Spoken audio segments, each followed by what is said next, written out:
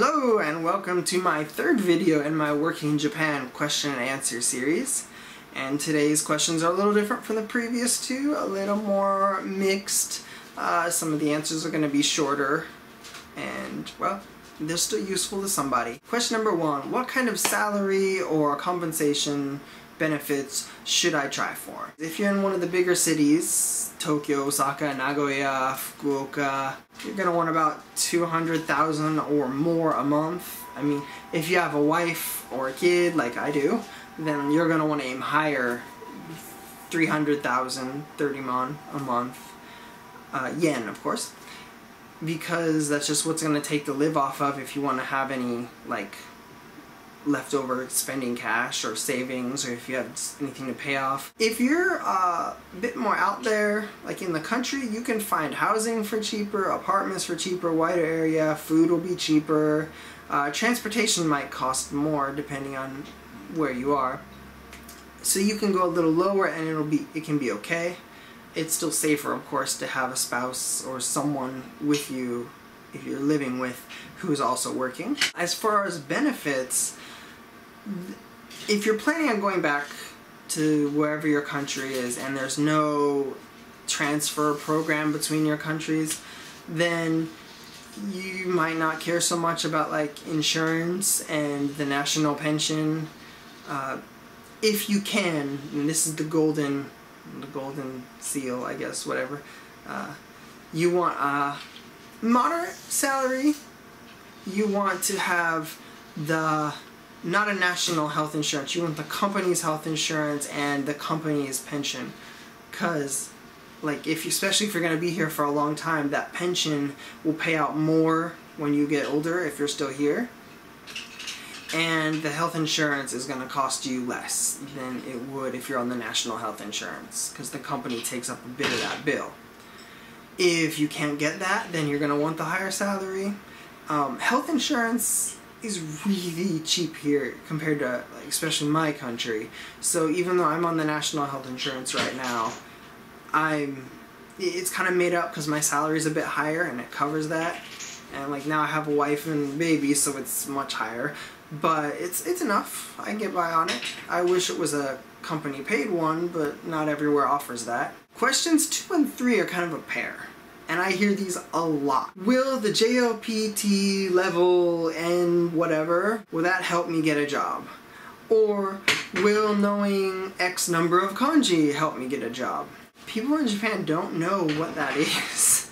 I found this out a couple years ago when I was in my really heavy job search. Like, I'd put whatever level on it and they'd ask me if it was this other test with a similar name, and it's like, no, it's not that, that's the Japanese person test, and that's way different and way higher, and it just didn't matter. My certificate expired years ago now, I think. They don't last for maybe 5 years, so I don't even have it anymore. I can't claim that, but I can say, oh, my level is this high, I'm this good, you can talk to me in Japanese, and unless it's very specialized, I won't have a problem talking to you. And that's what a company might want if you're applying for a job, English speaking or not. Sometimes, especially when you're working with kids and they have a question and they can't talk to you, being able to understand that, even if you're not supposed to speak to them back in Japanese, even if you have to speak in English, that helps, because you know what the children are saying, or you know what the students are saying.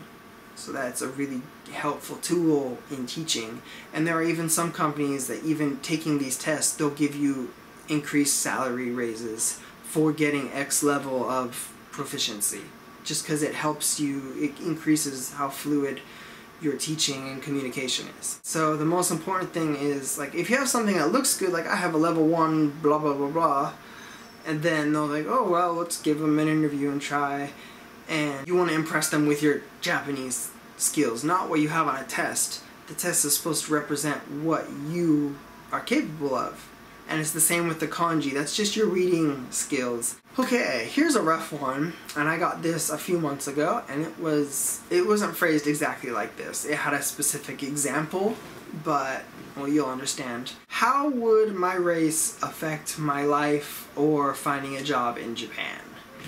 And some people are going to tell you, oh, it doesn't matter, but the honest truth is, it does. And I've had friends here from different situations, different faces, we'll say that. And even gender, that's gonna change a lot. So like if you're the nice happy little white guy, blonde hair, blue eyes, that's the image everyone wants. They see that and like, oh, that's the English teacher. Not usually a problem. If you're honestly darker skinned or from a Middle Eastern country, or like, that's a whole different set of problems, because television here has a very bad portrayal, honestly. So the image, even if it's just stupid because of television, the image people have here will be different, and even kids will be like, oh, it's scary. So it's going to affect what job you have. If you're in an adult company and it doesn't matter, that's fine, but when you're teaching, it can be a problem, depending on how old your students are and that kind of thing. And in addition to that, race and even gender is going to affect your chances for getting jobs. Like, if you have multiple people applying and they see, oh, these two people are about the same, but this one's a white guy.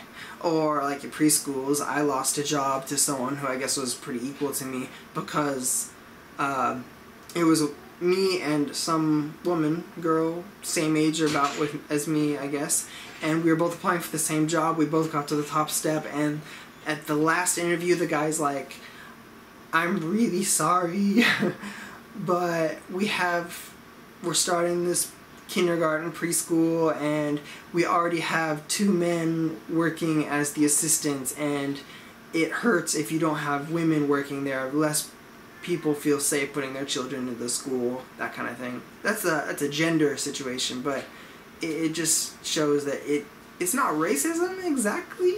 I mean, it's a little bit discrimination, but it's discrimination, gender or race.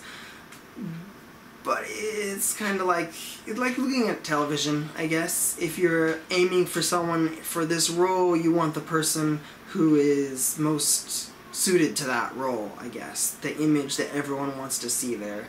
And it sucks. For me, it's not a huge deal, except for that time that I wasn't a girl, so it didn't get me a job. But, yeah, you gotta work with it. And it won't hurt you every time.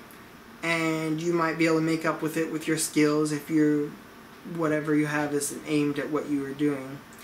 And again, if you're working for just not teaching, if you're just with all adults, it may not be a problem at all, unless you're working with maybe a lot of women and they don't want to hire the guy who kind of looks scary.